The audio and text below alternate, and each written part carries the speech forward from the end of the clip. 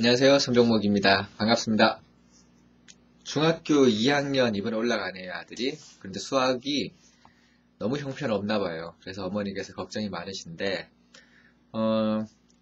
이게 아이를 이렇게 좀 잘해줘야겠다는 마음은 있는데, 그리고 혼내거나 이렇게 화를 내서는 안 된다는 걸 아는데, 그럴 바에는 차라리 그냥 가만히 있는 게 낫다는 걸 알긴 아는데, 막상 그 마음처럼 잘 안 되고, 옆에 있으면 화가 나고, 또 가만히 있자니 계속해서 불안해지고, 어떻게 하면 좋을지 그렇게 이제 문의를 해 오셨습니다. 그런데 이제 그 어머니께서 지금 이 글 적어주신 거 보면은 할 수 있는 게 별로 없어요. 직접 뭐 중학생 아이들 직접 가르치기도 힘들고 또 뭐 과외를 지금 붙여줄 어떤 그런 상황도 안 되는 것 같고, 그럼 어떻게 해야 되느냐? 이럴 때 진짜 방법이 없어요. 방법이 없다는 건 뭐냐면은 어머니가 쓸 수 있는 방법은 제한되어 있다는 겁니다. 결국 이 아이가 스스로 공부를 해야 돼요. 그리고 스스로 그 기초를 닦아와서 그 능력을 쌓고 그렇게 해서 자신감을 쌓아가면서 그렇게 하면서 없었던 수학에 대한 흥미를 살려야 됩니다. 유일한 방법이죠. 근데 지금 이 아이한테는 아무것도 없어요. 계속해서 수학을 못 해왔기 때문에 수학에 대한 흥미가 전혀 없고요. 그리고 기초가 안 돼 있고요. 그래서 실력이 없고요. 그래서 자신감까지 사라진 그 상태입니다. 이 상태 아이한테 어머니가 해줄 수 있는 게 뭐겠습니까? 기초를 탄탄하게 해주는 것, 수학의 어떤 실력을 제대로 쌓게 해주는 것, 수학에 대한 흥미를 북돋워주는 것, 자신감 갖게 해주는 것. 이 중에서 어머니가 할 수 있는 게 어떤 거라고 생각하세요? 왜냐하면은 현실적으로 할 수 있는 것에 몰입하는 것이 가장 현명한 방법입니다. 실력으로 이 아이를 제대로 처음부터 끝까지 그냥 아주 그런 잘 가르쳐 가지고 이 아이를 이렇게 지도해낼 수 없다면은 이 아이한테 스스로 노력하도록 만드는 것, 그거 외에는 방법이 없죠. 그걸 인식을 하셔야 돼요. 그러면은 이제 거기에 맞춰서 실천만 하시면 됩니다. 어차피 공부는 이 아이가 해야 될 것이고요. 어머니가 할 수 있는 것은 이 아이한테 수학에 대한 조금씩 수학을 하면 할수록 조금씩 뭔가 성취감을 느끼고 자신감을 느끼도록 해주는 수밖에 없어요. 어머니도 기억하시죠? 제가 이제 기초가 없는 아이는 바닥부터 다시 해야 된다고. 근데 그 바닥부터 다시 해야 된다는 것에 대한 의미를 잘 모르시는 것 같아요. 공습교재 사셨다고 했는데요. 중학생 아이, 그러니까 공습교재 중에서는 중학생 아이의 어떤 기초를부터 이렇게 다지게 하는 어떤 공습교재가 마땅한 게 없는 걸로 알고 있어요, 저는. 연산을 못하는 건 아닐 거 아닙니까, 그죠? 연산은 연산대로 따로 연습하되, 이 아이가 한테 필요한 건 뭐냐면은, 어떤 수학에 대한 전반적인 전반적인 영역 자체, 전 영역에 대해서 이제 골고루 못하는 것 같아요. 그럼 이 아이는 지금 필요한 것이 초등학교, 몇 학년까지 내려갈까요? 뭐, 3학년 정도까지 내려갈까요? 그러면 초등학교 3, 4, 5, 6학년 문제집이나 교과서를 가지고 시작해야 됩니다. 1, 2학기 다요. 3, 4, 5, 6학년 또는 4, 5, 6학년 문제집 1, 2학기 다 구해가지고요. 이제 시작을 하는 거예요. 어떻게 시작하냐면은 3학년 거 풀고 4학년 거 풀고 5학년 거 풀고 6학년 거 푸는 것이 아니라 3학년에서 수연산 부분, 4학년 때 수연산 부분, 5학년 때 수연산 부분 해서 수연산 부분만 집중적으로 풉니다. 그러고 난 다음에 도형 측정 부분 집중적으로 풀고요.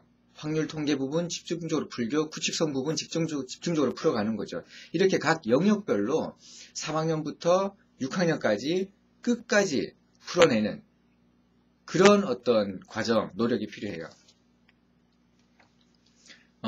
학년별로 이렇게 끝내는 것도 좋지만 지금 이 아이한테 내가 어떤 게 취약하냐, 또 이 수학이라는 것이 도대체 어떤 식으로 각 학년별로 연결되어 있느냐, 이걸 깨닫는 게 중요하거든요.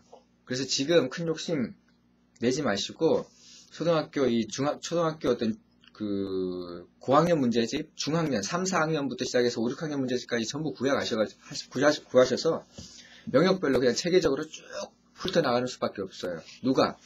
이거 애가 해야 되죠. 그럼 어머니가 할 수 있는 것은 이 아이랑 얘기를 해서 이렇게 좀 길게 보고, 대신 길게 보되 집중적으로 해야 됩니다. 이거 띄엄띄엄 몇 년 동안 하는 것이 아니라 집중적으로 해야 돼요. 그래야 이 아이가 과거에 내가 이렇게 흐릿하게 왔던 어떤 그런 것들이 이렇게 뭉쳐지는, 한 번에 이렇게 보이는, 환하게 보이는 그런 걸 느낄 수가 있어요. 이 산을 올라갔을 때 정상에서 내려다 보면은 내가 저런 데서 살았구나라는 걸 느낄 수 있다는 것. 흐릿한 사람, 시력이 약한 사람이 안경을 처음 썼을 때 그 상쾌한 기분, 이런 걸 느낄 수 있습니다. 그걸 느끼게 해주셔야 돼요. 그리고 그것을 옆에서 지켜보시되, 지켜본다는 말은 뭐냐면은 네 할 일대로 너 해라, 난 놔둔다 라는 방치가 아닙니다. 대부분의 어머니들은 너무 극단적으로 이렇게 선택을 하세요. 방치하거나 아니면은 억압하거나 이런 식으로 이렇게 이런 식으로 행동을 하시기 때문에 둘 다 아이한테 악영향을 미치게 되는 거죠.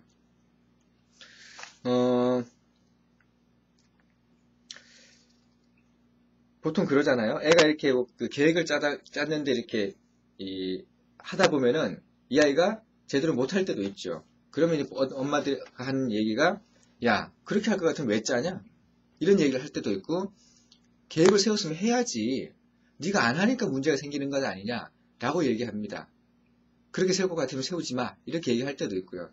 이런 식으로 어머니가 비판, 어떤 충고, 또는 비난, 짜증, 화, 이런 것들을 가지고 아이한테 이렇게 훈계를 하게 되는데, 아무것도 소용없다는 건 어머니도 지금 많이 경험하셔서 아시잖아요. 지금 이 아이한테 필요한 거는 오로지 공감하고 격려밖에 없습니다. 왜냐고요? 이 아이가 공부해야 되니까. 어머니가 못 가르쳐 주니까. 이 아이가 해야 되니까. 그래서 나를 믿어주고 이해해주는 사람이 있다. 라는 이 감정만이라도 느껴야 돼요. 이해받고 있다는 느낌, 공감하고 있다는 느낌, 인정받고 있다는 느낌, 이 느낌이 들 때 우리 아이는 조금이라도 실천할 수가 있습니다. 지금 어머니께서 도와주셔야 될 것은 다른 게 아니에요. 이 아이와 함께 기분 좋게 계획을 세울 수 있는 그런 능력, 그런 어떤 도움, 그리고 계획을 세웠을 때 이 아이가 필연적으로 힘들어할 겁니다. 어머니도 계획 세운 대로 실천 못할 거예요. 아무도 못할 겁니다. 하지만 이 아이가 노력하는 과정, 그걸 계속 격려하는 수밖에 없죠. 힘들어할 때마다 힘들어하는구나, 정말 힘들겠다 라고 격려해가면서 그래도 조금씩 해나갈 때 엄마가, 야, 넌 정말 장하다. 넌 네가 세운 계획을 그렇게 하려고 노력하는 걸 보니까 엄마가 너무 믿음직스럽다. 이런 얘기를 계속 해주셔야 돼요. 어머니가 해줄 수 있는 거 이거밖에 없습니다. 알고는 있는데 잘 안 되죠, 사실은. 알고 있는데 잘 안 된다. 그럼 결과는 모르는 사람이나 똑같죠. 결과적으로 이 아이는 엄마한테 이해받는다는 느낌이 못 들고 이미 머릿속에 있는 수학에 대한 무기력감 때문에 이 아이는 수학에 대해서 내가 해도 별 수 없다라는 생각을 계속 가지게 될 것이니까요. 어머니께서 아시면은 실천하는 수밖에 없습니다. 그리고 이 아이한테는 지금 모든 것이 결여가 되어 있습니다. 기초 실력과 흥미, 자신감, 이 세 가지가 모두 결여가 되어 있고, 이런 아이한테 어머니가 해줄 수 있는 것은 이 아이가 스스로 차근차근 밑바닥부터 밟아오면서 그 과거에 보이지 않았던 어떤 개통, 이런 것들이 엮여지는 느낌, 그리고 그것을 조금씩 알아가는 느낌, 그렇게 해서 조금씩 자신감을 쌓아가는 그런 느낌, 이런 것들을 아이가 느낄 수 있도록 도와주셔야 됩니다. 이거 제가 강연 때 다 말씀드렸던 거고요. 실천하시다 보니까 안 돼서 질문하신 것 같은데 방법은 그거밖에 없습니다. 동네 학원에서 절대 해결해주지 못할 것이고요. 과외도 잘 선택하셔야 됩니다. 이걸 제대로 해줄 그런 과외, 혹시나 할 수 있으면 그런 과외를 선택을 하셔야 되고, 지금 안 된다고 하니까 안 돼도 상관없어요. 지금 중학생 아이한테 공부하고 싶다는 의지가 있다면 충분히 가능한 겁니다. 이 아이 지금 보니까 공부할 의지가 전혀 없는 게 아니에요. 스스로 계획도 세우고 나름대로 하려고 노력하는 것 같습니다. 그러면은 어머니께서 믿어주려면 좀 더 확실하게 믿어주십시오. 전적으로 믿어주십시오. 그래야 저분이 나를 믿는구나 라고 아이가 느끼게 됩니다. 이제 중학교 2학년 올라가고 하면은 이제 완전한 사춘기 단계이지 않습니까? 그 단계에 있는 아이들이 정말 마음을 다잡고 뭔가 목표를 세워서 공부를 할 수 있도록 어머니로서의 어떤 역할을 제대로 해주셨으면 좋겠어요. 작은 애랑 비교하지 마시고요. 그냥 속으로는 비교가 될 겁니다. 비교가 되지만 이 아이와 이 아이는 완전히 다른 아이다 라고 생각을 해주셔야 돼요. 그리고 그 두 아이는 어머니가 선택한 것이 아니라 어떻게 보면 이제 하늘이 선택해서 나온 아이들이잖아요. 그러면은 그건 어머니가 어쩔 수 없는 거예요. 그렇기 때문에 이 아이를 어떻게 이제 내가 마음에 드는 아이로 이렇게 바꿀 것인가가 아니라 어떻게 하면 이 아이가 나로 인해 가지고 어떤 그 이해받고 있는 느낌, 인정받고 있는 느낌을 느껴가지고 스스로 뭔가 이렇게 막 하고 싶은 의욕이 북돋아나게 그렇게 할 수 있을까? 이것만 어머니가 고민해 주시면 돼요.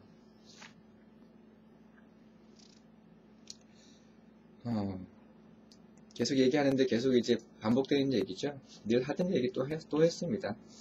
마음이 불안하는데 엄마 마음이 불안하고 아이가 하는 대로 지켜보는 게 답답하다고 하는데 불안한 사람들의 가장 큰 특징은 뭐냐면요. 불안한데 실천을 거의 안 해요. 그래서 불안하고 그래서 나중에 화를 내게 됩니다. 불안감을 가지는 거는 자연스러운 어떤 감정이기 때문에 그건 인정을 해도 괜찮아요. 하지만 불안하면서 제대로 된 실천을 하지 못했을 때 그거는 누굴 탓할 수 있는 것도 아닙니다. 어머니 심정 충분히 이해가 되고요. 어머니가 답답해 하신 거 충분히 이해가 되는데 이해가 되지만 계속 그렇게 하시면은 우리 아이가 변화될 여지가 없습니다. 이미 충분히 자신감을 잃었고 충분히 수학으로 인해 가지고 마음의 상처를 입은 아이입니다. 이 상처를 해소하지 않고서 우리 아이한테 그걸 잘하게 하는 방법 없다는 걸 다시 한번 생각하시고요. 아이를 한번 믿으려고 마음 먹었으면은 제대로 한번 믿어주십시오. 믿지 못한다고 해서 현재와 같은 상태에서 아이가 수학을 잘한다는 보장이 어차피 없습니다. 그렇다면은 속눈썹 치고라도 제대로 한번 믿어보십시오. 그랬을 때 우리 아이가 변화하는 모습을 조금씩 지켜보시길 바랍니다. 사실 안 되는 일이 많을 겁니다. 그때 또 질문을 하거나 질문이랄 것도 없이 또 그냥 그 주저리 어머니의 어떤 그 답답한 마음을 토로하셔도 상관없어요. 그때마다 저는 똑같이 이런 말씀을 다시 한번 반복해서 드리겠습니다. 어차피 그 자녀 교육하는 게 자기 수양이라 그랬지 않습니까? 그죠? 하다 보면 힘들 때 있는데 그때마다 또 글을 남겨주시면 저는 똑같이 이런 얘기로 대답을 해드리겠습니다. 아이랑 같이 다시 한번 노력해 보시고요. 아이를 정말 믿고 그 아이를 격려하고 공감해 주시기를 진심으로 바랍니다.